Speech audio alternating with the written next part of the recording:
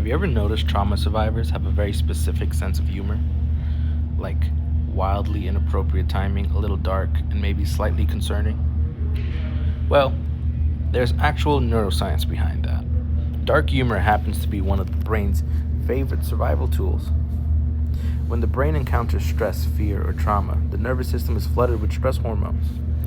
Humor helps regulate that spike. It releases dopamine, which diffuses tension and gives the brain a moment of psychological distance from something painful. In other words, your brain turns chaos into punchlines so that you don't implode. That's why trauma survivors can be in the middle of a terrible situation and somehow says something unhinged. Like, well, this is a new opportunity for personality development, and everyone else is horrified, but the survivors are laughing. Because your nervous system learned a long time ago if you can laugh at darkness, you can survive it. Psychologists actually consider dark human humor to be a high level cognitive coping strategy. It requires emotional awareness, perspective shifting, and cognitive flexibility.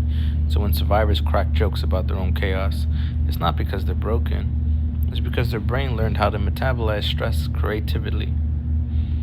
So if your sense of humor sometimes makes people uncomfortable, congratulations. Your brain didn't shut down under pressure. It adapted. And sometimes the most resilient nervous systems in the room is the one laughing.